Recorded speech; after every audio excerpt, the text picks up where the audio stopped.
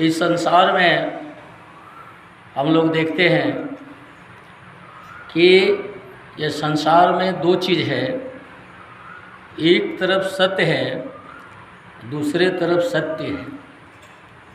सत्य सौ तो हलंत, इसको सत्य कहते हैं। असत्य सौ तोय संयुक्त, ये सत्य हुआ। तो सत्य वह है, सत्य सौ तोय संयुक्त, सत्य वह है जिसे हम लोग इस दो आँख से देखते हैं। धन दौलत, बेटा बेटी, इल्डिंग बिल्डिंग, इस दो आँख से हम लोग देखते हैं। यह सत्य है, सत्य नहीं। सत्य उसको कहते हैं जिसको हम देखते हैं लेकिन वो रहने वाला नहीं। देख रहे हैं, सत्य तो जरूर है लेकिन वो रहेगा नहीं। यह संसार सत्य है, सत्य नहीं। लेकिन हम लोग सत्य संग में बैठे हुए हैं। वह सत्य क्या है? वह सत्य इस संसार से परे जो परमात्मा है, ईश्वर है, उन्हें ही सत्य कहा गया है। तो सत्य संग का अर्थ होता है कि आप इस सत्य के संग में तो है ही, लेकिन इससे परे इसमें आप हैं, लेकिन इससे में आप जब तक लिपटे रहिएगा सत्य का संग हो ही नहीं सकता है। इसको हम लोग इस तरह से समझ सकते हैं। आज संसार में क्या होता है, लोग मोह माया, बेटा बेटी, ऐसे भौतिकवादी युग में कैसे एक महल हुआ दो महल बनाएं, कार हो गया हेलीकॉप्टर खरीदें, धन दौलत बनाएं, इसी में आज सारा संसार उलझा हुआ है। तो जब तक हम लोग इस सत्य में उलझे रहेंगे सत्य का संग हो ही नहीं सकता है। इसे हम लोग एक उदाहरण के द्वारा समझ सकते हैं। एक बोतल में गंदा पानी भरा हुआ है। जब तक हम लोग उस गंदा पानी भरा हुआ है और उस गंदा पानी के रहते हुए हम उसमें शुद्ध अच्छा पानी ऊपर से हटाना चाहेंगे, उसमें जगह ही नहीं है कि वो अच्छा पानी हट जाए। इसलिए उस अच्छे पानी को हटाने के लिए पहले उस गंदे पानी को निकालकर साफ करना होगा। आज संसार उस गंदा पानी के बोतल में ही स्वच्छ पानी को हटाना चाहता है। सवाल ही नहीं है कि उसमें जगह ही नहीं है, वह स्वच्छ पानी हटेगा कहाँ से? वो तो बाहर गिर जाता है और इसी में ये संसार भूल भुलैया में पड़ा हुआ है। लेकिन हमें तो जीने के लिए भौतिकवादी युग में कुछ करना ही होगा, लेकिन उसी को मुख्य आधार नहीं बना लेना है। ये धन दौलत जीने का एक जरिया है, साधन है, वो भी हमारे लिए ज़रूरी है। इसको हम लोग, लेकिन उसी में हम लिपटे रहें तो सत्य का संग हो ही नहीं सकता है। इसको हम लोग उसको भी करना है।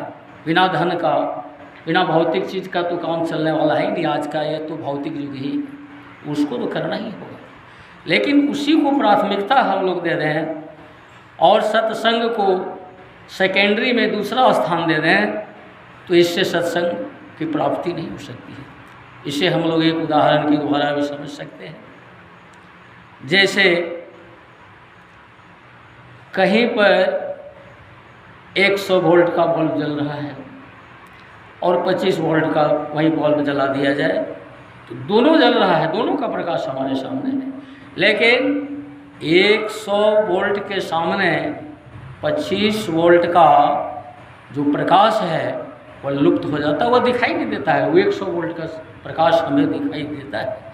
तो उसी प्रकार से धन दौलत तो जरूरी है ही, बिना उसका जो है काम चलने वाला नहीं। लेकिन इसको प्राथमिक न बनाकर यदि हम लोग सत्य के संग को प्राथमिक बना दें, दोनों जरूरी है, तो उस स्थिति में जैसे 100 वाट का जो बल्ब है वो प्रकाशित हो रहा है, वही दिखाई दे रहा है, और 25 वाला रहते हुए भी छिपा हुआ है। उसी तरह से हम लोगों को ईश्वर जो है दिखाई देंगे और ये भौतिकवादी जो है छिप जाएगा, लेकिन वो भी धीरे धीरे साथ साथ चलेगा। तो इसके लिए सत्य का संग होगा कैसे? ये सत्य का संग होना, सत्य का संग तो आसानी से हो जाता है, तुरंत हो जाता है सत्य का संग। धन दौलत बेटा बेटी बिल्डिंग बिल्डिंग सब हम लोग तुरंत बना लेते हैं और उसी में हम लोग आज लिपटे हुए हैं। लेकिन सत्य का संग हो जाना ये साधारण बात नहीं। आपको हम बता देते हैं, जिस समय हम भागलपुर में एमए की पढ़ाई कर रहे थे तो बीए का भी एक छात्र हमारे ही रूम में रहता था, मुंगेर का था वो बहुत दिनों से संत मत से जुड़ा हुआ था। तो वह हर संडे को सत्संग होता था भागलपुर में, बाहर से शायद सुल्तानगंज से कोई बाबा आते थे। हमको वह बहुत रविवार प्रेरित करे, सर चलिए नाम भेजें। और बोले हमको जो है क्या है सत्संग समझ में नहीं आता है, आप चलिएगा तब न सर। गए, एक हॉल में सत्संग हो रहा था, हमने उस बाबा का सत्संग सुना और हम इतना आकर्षित हुए कि वह जो बीए का छात्र था बोला सर चलिए अब बाबा जा रहे हैं, एक वकील साहब आज दीक्षा लेंगे उनसे, तो वहाँ एकांत में आप बात कीजिएगा, यहाँ बात नहीं करेंगे बाबा आपसे, बहुत भीड़ लगी हुई।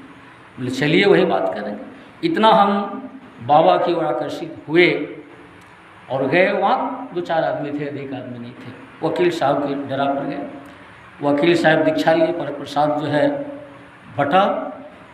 इसके बाद प्रणाम करके बोले बाबा हम दीक्षा लेना चाहते हैं।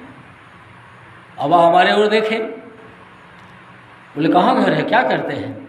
हमने सारी बात बताई। बोले बहुत अच्छा कर रहे हैं आप, पीजी कर रहे हैं, लेकिन इस ज्ञान के बिना पीजी का जो ज्ञान आप कर रहे हैं ना, ठीक उसी प्रकार से फीका है जैसे कि बहुत बढ़िया आप सब्जी बनाते हैं और नमक देना भूल जाते हैं, वो सब्जी खाने वाले को अच्छी नहीं लगती है। उसी तरह से यदि आप सत्संग में नहीं हैं और पीजी की जो है पढ़ाई कर रहे हैं तो वह ठीक उसी प्रकार की सब्जी आपकी हो जाएगी जैसे आप नमक देना भूल गए हैं।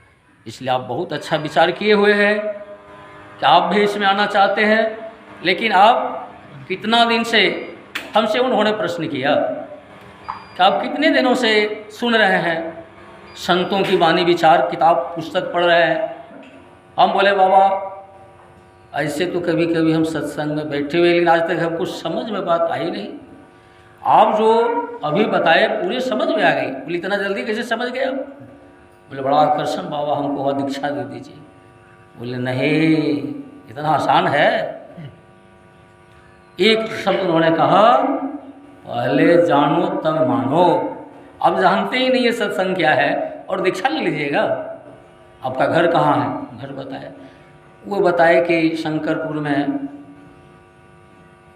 जयंती राम वे सत्संगी हैं, आप उनसे मिलिए और संत मंत में बैठिए, पहले इसको जानिए तब दीक्षा लीजिएगा। हड़बड़ा कर दीक्षा नहीं लिया जाता है, बेकार हो जाएगा, छोड़ छाड़ के भाग जाइएगा। बाबा समझाया, मुझे ठीक है, अच्छी बात है। इसके बाद से कभी कदा सत्संग में बैठते थे, फिर वही मोह माया हमको घेरे रहा, कभी बैठने का मौका ही नहीं मिला। सुबह से शाम तक वही गुरुदेव बाबू, हमको जानते हैं, आप लोग भी जानते हैं, वही हाय है धन कमाने के। फिर अब गुरुदेव बाबू की संगति में आए हुए हैं।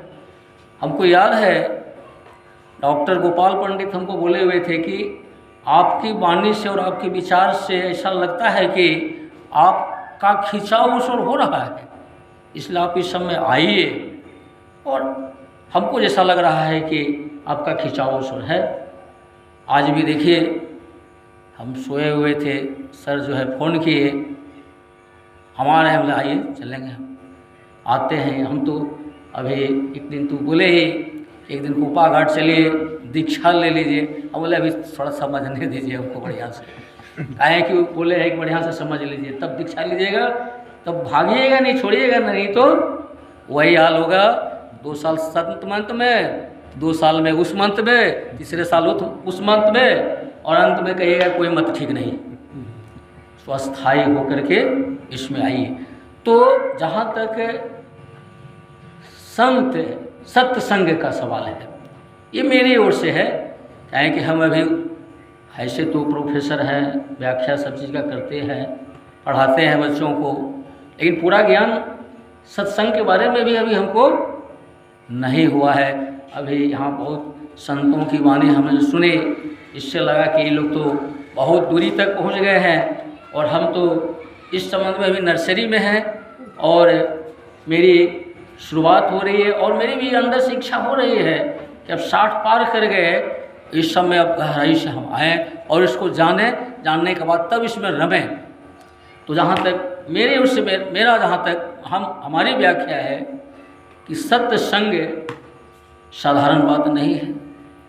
सत्य का संग करने के लिए मार्गदर्शक की जरूरत होती है, अपने से संग नहीं हो सकता है। जिस प्रकार से बच्चा क ख सीखता है, ये भी सीखता है, 1 2 सीखता है, अपने से बच्चा थोड़ी सीख जाता है। उसके लिए शिक्षक की जरूरत होती है। शिक्षक उसको सिखाते हैं, तो शिक्षक उसको कहते हैं जो सिखाते हैं। किसी को टेलीविज़न बनाने के लिए कोई सिखा दिया, वो उसका शिक्षक हो गया, वो गुरु नहीं हो सकते हैं। गुरु और शिक्षक में धरती आसमान का अंतर होता है। गुरु 2 अक्षर से बना हुआ है, गु और रू। गु माने अंधकार और रू माने प्रकाश। हम लोग सब अंधकार में भटक रहे हैं। धन दौलत बेटा बेटी क्या है, यही तो अंधकार है। उसी के लिए हम लोग रात दिन जो जान दे रहे हैं, यही अंधकार है।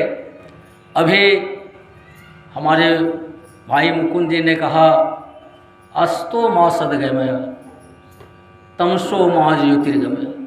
अस्तो, हे भगवान, हे ईश्वर, हम असत्य में भटक रहे हैं, एक प्रकाश हमको दीजिए जिससे कि हम सही दिशा में चल सके। तो गुरु वही होते हैं, वो मने अंधकार और वो मने हुआ प्रकाश। हम लोग जो इस अंधकार में भटक रहे हैं, इस अंधकार से प्रकाश में जो हमें ला दे, उसे ही गुरु कहा जाता है। तो गुरु अलग होते हैं और शिक्षक अलग होते हैं। ऐसे बोलचाल की भाषा में लोग शिक्षक को ही गुरु कह देते हैं, लेकिन गुरु और शिक्षक में धरती आसमान का अंतर होता है। और गुरु वही होते हैं जिनका सत्य का संग हो गया है। हम जानते ही